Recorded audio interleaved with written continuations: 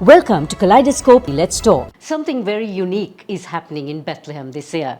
The age-old nativity scene is being changed and Christmas celebrations are being cancelled.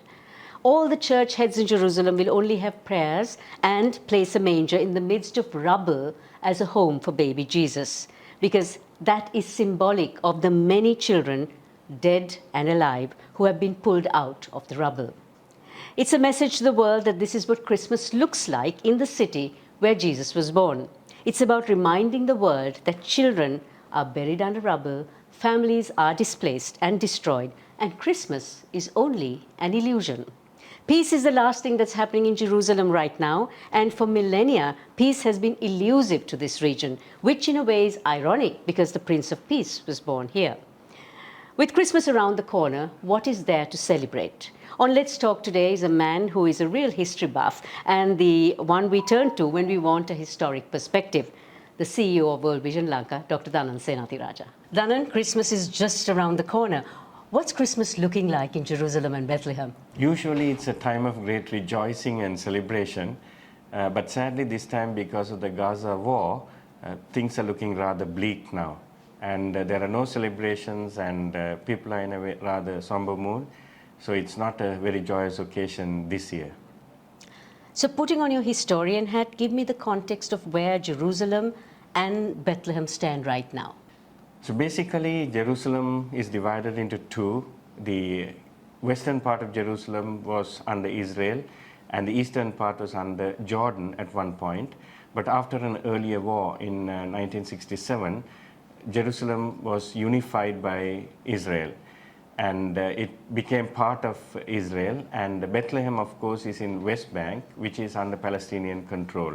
So that's not auguring very well for the birthplace of the Prince of Peace, so to speak. Yes, because the Israeli government also built a wall around Jerusalem, which separates Bethlehem from Jerusalem. And there is a checkpoint which most Palestinians have to go through.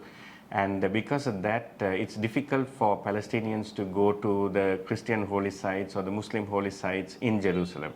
That has been a problem. So looking at the Bible story from a historical perspective, why do you think Bethlehem was chosen as the birthplace for Jesus? There are two reasons. One, the name of Bethlehem itself gives us a clue. In Arabic, in the Semitic language, especially in Aramaic, it means the house of meat. And in the Hebrew and Aramaic languages, it was the house of bread or the house of plenty. So this is in keeping with one of the biblical terms given to Christ, which is the bread from heaven. In addition to that, the Bible also prophesies, or the prophets said of old, that Jesus will be born, or the Messiah will be born in the lineage of David.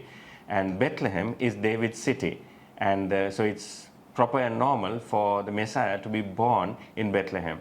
That's why when the angel appeared to Mary and gave her the Annunciation or the birth of Christ in Nazareth, even though the Holy Family lived in Nazareth, they had traveled down to Bethlehem in order to go through the census, which was issued, or the order decree was issued by Cyrenius, who was the governor of Syria. So that's why the birth took place in Bethlehem. So the Middle East has never had peace in the context, has it? It's tough in the sense, I don't think any part of the world has had peace forever. And the Middle East in particular, and around Jerusalem, there has always been many, many wars through the centuries. Jerusalem, more than any other place in this world, has been attacked and besieged and taken over by different warring armies. And that part is continued. Even during the Ottoman Empire, there were wars. Then soon after that, the First World War, then the British Mandate, and then 3 wars have been fought between Israel and the Palestinians or the other Arab nations. So it has always been a hotly contested piece of real estate. Given the great divide, so to speak, what does Christmas mean to the Palestinians and the Israelites? For the Israelites, Christmas doesn't mean a thing. In fact, during Christmas time, Jerusalem is highly decorated and it's full of lights, but they're celebrating a Jewish festival, which is Hanukkah, the festival of lights. Whereas in the eastern part of Jerusalem, which is more Palestinian, and in the Bethlehem area, there are Christmas lights and Christmas celebrations. And it's interesting to note that during Christmas time, the Muslims and the Christians come together to celebrate the birth of Christ. And especially Bethlehem is full of festivities. You have the Boy Scouts parades, and churches come, and the Jerusalem patriarchs visit the city of Bethlehem. They have joyous occasions, dancing on Christmas morning in the manger square, and that also involves visitors from all over the world, pilgrims who come there to celebrate Christmas. There's a cancellation, so to speak, of Christmas celebrations in Jerusalem and in Palestine. What would that do to the economy of that area, which actually works mostly on tourism? Okay. Actually, 90% of the Palestinian economy, or the West Bank economy, is dependent on tourism. And this time the hotels are closed, and the usual Christmas tree, the 22-foot Christmas tree, has not been set up. No celebrations because of the suffering of the people both in Israel as well as in Gaza. So because of that, even the souvenir shops are closed, and people can't make a living there. Like what happens in Sri Lanka in Kandy during the Perera time, the Kandyan economy is boosted during that time with hundreds and thousands of visitors coming in there. And this is the peak time for the Palestinians in Bethlehem to make money and to boost the economy, and they are really going to be suffering. How has Bethlehem coped with the continuous onset of various stripes through the years, decades, may I add? It has affected the people quite a bit. In fact, the Christian population of Bethlehem was at 86% in 1948. It has now dwindled down to 12%, and most of them have emigrated. But one interesting thing that we note is that the Muslims and the Christians in Bethlehem are very, very united. There is hardly any discrimination with one another. They work together, and they have lived together peacefully. Sadly, the political incidents happening in the rest of Israel have affected the people there. So you see so much of hardship there, economic hardship in particular, because of tourism being affected. And this is not the only time. Every time there are rockets fired from Gaza or some kind of suicide bombing takes place, immediately a lot of pilgrim groups cancel their tours. And this really, really affects the Palestinians living there. In these stripes, does the fact that Jesus, who was supposed to be bringing peace to the world, the fact that he was born in Bethlehem ever come into play? It should, and it does, because that's what I said. During Christmas time, especially the Muslim Palestinians and the Christian Palestinians come together, they celebrate together, they're united.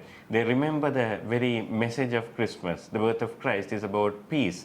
The Bible says that he is the Prince of Peace, and if not for that intervention, Israel will be an even more difficult place to live in.